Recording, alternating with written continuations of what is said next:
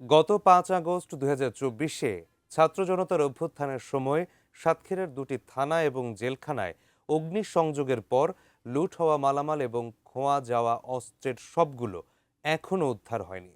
সীমান্তের এই জেলার ৭টির মধ্যে ৫টি উপজেলা পার্শ্ববর্তী রাষ্ট্র ভারত ঘেঁষা, তাই অস্ত্র আর মাদক চোরাচালান এখানে সহজলভ্য।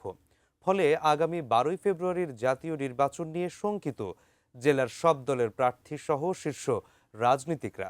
তবে সবার সহযোগিতা থাকলে সুষ্ঠু নির্বাচন সম্ভব বলছেন জেলার পুলিশ সুপার আরফিন জুয়েল। সাতক্ষীরা থেকে এম জলিলুর রহমানের পাঠানো তথ্য এবং চিত্রে আরও বিস্তারিত থাকছে ডেস্ক রিপোর্টে। ছাত্র জনতার অভ্যুত্থানে নিষিদ্ধ আওয়ামী লীগ পালিয়ে যাওয়ার পর উত্তেজিত জনতা সাতক্ষীরা সদর থানা এবং শ্যামনগর থানায় অগ্নিসংযোগ করে। সেই সাথে লুট হয় জেলার একমাত্র কারাগারও। ভাঙচুর করে কারাগার থেকে ৫৯৬ জন হাজতি ও কয়েদিকে বের করে দেওয়া হয়। এ সময় বিভিন্ন মালামাল লুটের পাশাপাশি আগুনে পুড়িয়েও ধ্বংস করা হয়, যার ক্ষতির পরিমাণ প্রায় ৮ কোটি টাকা। লুট হয় ৭১টি আগ্নেয়াস্ত্র ও ১,২৭৫ রাউন্ড গুলি। আসন্ন নির্বাচনে জেলার ৪টি আসনের ৬০৯টি কেন্দ্রের ১৭৯টি ঝুঁকিপূর্ণ। জেলার ৫২৯টি বৈধ আগ্নেয়াস্ত্র সরকারি নির্দেশে ৩১ ডিসেম্বর আইন শৃঙ্খলা বাহিনীর কাছে জমা পড়ে। তবে লুট হওয়া আগ্নেয়াস্ত্র এখনও দাগী আসামি আর সন্ত্রাসীদের হাতে। ফলে বিভিন্ন দলের প্রার্থী, রাজনীতিক, ব্যবসায়ী সহ সাধারণ মানুষ চরম উদ্বিগ্ন, সেই সাথে ভুগছেন নিরাপত্তাহীনতায়। তবে সহিংসতা মোকাবেলায় প্রশাসন ও জনগণ সচেষ্ট আছে বলে জানালেন সদর ২ আসনের প্রার্থী। আমরা আগ্নেয়াস্ত্রের ব্যাপারে সাতক্ষীরাতে ২টা থানা এখানে অস্ত্র লুট হয়েছিল। প্রশাসনকে আমরা দৃষ্টি আকর্ষণ করেছি শ্যামনগর থানায় এবং সাতক্ষীরা সদর থানায়। এখানে এখনও অস্ত্র উদ্ধার হয়নি। মাননীয় পুলিশ সুপার মহোদয় তিনি সকলের সহযোগিতা কামনা করেছেন, তিনিও চেষ্টিত এবং তিনিও জনগণের সহযোগিতা কামনা করছেন। সীমান্তবর্তী জেলা হওয়ার কারণে এখানে আশঙ্কা উড়িয়ে দেওয়া যায় না, কিন্তু প্রশাসন সচেতন আছে, জনগণও সচেতন। আমরা আশা করি এই ধরনের কোনো দুর্ঘটনা এখানে ঘটবে না, শান্তিপূর্ণভাবে নির্বাচন পরিচালিত হবে।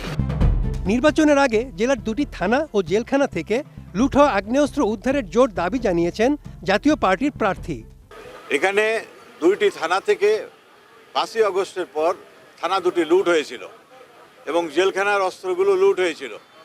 এই অস্ত্রগুলো এখনও বাইরে রয়েছে। আমি প্রশাসনের কাছে আবেদন রাখব, এই অস্ত্রগুলো অতি দ্রুত যদি উদ্ধার করা না হয় এগুলো নির্বাচনের কাজে ব্যবহার হতে পারে। কোয়ালিটি সম্পন্ন আন্তর্জাতিক মানের still bar CSRM, committed for better still. সেক্ষেত্রে আমাদের এবং ক্যান্ডিডেটদের জানমালের অনেক নিরাপত্তা বলে কিছু থাকবে না। তাই আমি আশা করছি এই অস্ত্রগুলো অতি দ্রুত উদ্ধার করা হোক।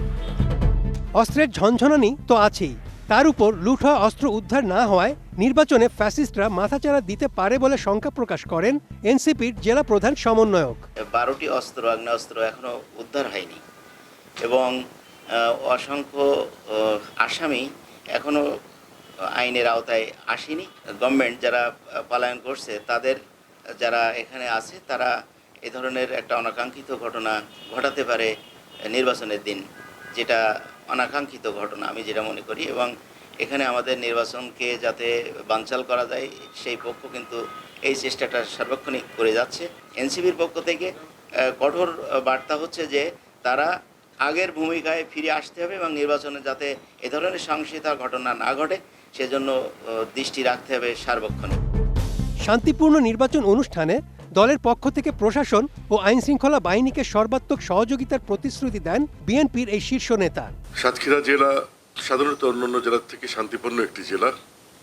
তবে ৫ই আগস্টের পর দুটি থানা লুট হয়, শ্যামনগর এবং সাতক্ষীরা সদর থানা, এবং জেলখানা ভেঙে আসামিরা পালিয়ে যায়, সেখানেও কিছু অস্ত্র লুট হয়। তো এখনো সমস্ত অস্ত্র কিন্তু উদ্ধার হয় নাই। তো সেই হিসাবে আগামী ১২ই ফেব্রুয়ারি যে নির্বাচন, সেই নির্বাচনে সহিংসতার কিছুটা আশঙ্কা থেকে যায়। আর তাছাড়া সাতক্ষীরা একটি সীমান্তবর্তী এলাকা, শোনা যাচ্ছে যে সীমান্ত থেকে কিছু অস্ত্র এদিকে আসছে, সে ব্যাপারেও একটা আশঙ্কা থেকে যায়। তবে আমরা বিশ্বাস করি, জাতীয়তাবাদী দল বিশ্বাস করি, শান্তিপূর্ণ একটি নির্বাচন অনুষ্ঠিত হওয়ার জন্য আমাদের দল থেকে আমরা সচেষ্ট থাকব, তবে আশঙ্কাটা থেকেই যায়। আসন্ন নির্বাচনে সাতক্ষীরা এখন উৎসবমুখর হলেও অনেকটাই আতঙ্কিত এখানকার মানুষ। নির্বাচনের আগে ও পরে হিন্দু সম্প্রদায়ের উপর যেন হামলা না হয় সেজন্য আইনশৃঙ্খলা বাহিনীকে এখনই ব্যবস্থা নেওয়ার পরামর্শ এই মানবাধিকার কর্মীর। আতঙ্কগ্রস্ত অবস্থা মাঝে মধ্যে আমাদের মাইনরিটিদের মধ্যে আমরা দেখতে পাই। তারা একটি আশঙ্কার মধ্যে রয়েছেন এবং বিগত দিনে নির্বাচন পর্যালোচনা করলে দেখা যায় ভোটের পরপরই, ভোটের রাত্রে এবং তারপরে মাইনরিটিরা আক্রান্ত হয়। এই যে আনরিকভার্ড আর্মস রয়েছে এগুলি যেন কোনো অবস্থাতেই মানুষ ব্যবহার না করতে পারে, তার জন্য যদিও সরকার পক্ষ থেকে সর্বোচ্চ ব্যবস্থা গ্রহণ করা হয়েছে। মাঠে সেনাবাহিনী আছেন, বিডিআর আছেন এবং আমাদের পুলিশ বাহিনী তৎপর রয়েছেন। আমি মনে করি সর্বোপরি এই আইনশৃঙ্খলা বাহিনী তারা তাদের দায়িত্ব পালনে সক্ষম হবেন। জাতীয় নির্বাচনকে সামনে রেখে সেনাবাহিনী, বিজিবি সহ আইনশৃঙ্খলা বাহিনী যৌথভাবে লুট হওয়া ও অবৈধ অস্ত্র উদ্ধার অভিযান অব্যাহত রেখেছে বলে জানালেন পুলিশ সুপার। 5ই আগস্টে আমাদের সদর থানা এবং শ্যামনগর থানায় হামলা হয়েছিল এবং অস্ত্রগুলো লুট হয়েছিল। টোটাল আমাদের 2 থানায় 71টি অস্ত্র লুট হয়েছিল। তার ভিতরে সিংহভাগ অস্ত্র উদ্ধার হয়েছে, 12টি অস্ত্র এখন উদ্ধার হয়নি। আমরা পুলিশ বাহিনী, অন্যান্য গোয়েন্দা সংস্থা, বাংলাদেশ সেনাবাহিনী, বিজিবি আমরা যৌথভাবে অস্ত্র উদ্ধারের চেষ্টা করছি। আর জেলখানা থেকে যে আসামি পলাতক হয়েছিল প্রায় 600 মতো, সেখান থেকে আমাদের এখন 41 জন আসামি আমরা গ্রেপ্তার করতে পারি না, বাদবাকি সবই আমরা আইনে আওতায় এনেছি।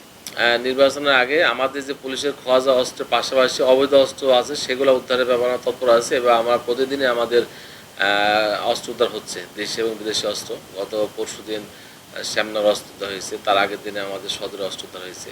আমরা যৌথভাবে চেষ্টা করছি, বাংলাদেশ সেনাবাহিনী, বিজিবি, পুলিশ মিলে আমরা অস্ত্র উদ্ধার করতে। নির্বাচন যতই ঘনিয়ে আসছে সহিংসতার আশঙ্কা ততই বাড়ছে। তবুও এলাকাবাসী সহ সংশ্লিষ্ট সকলের একটাই প্রত্যাশা, সুষ্ঠু পরিবেশে ও নির্বিঘ্নে ভোটাররা তাদের মত প্রকাশ করবেন এবং পছন্দের প্রার্থীকে নির্বাচিত করবেন। Desk report, ATN news.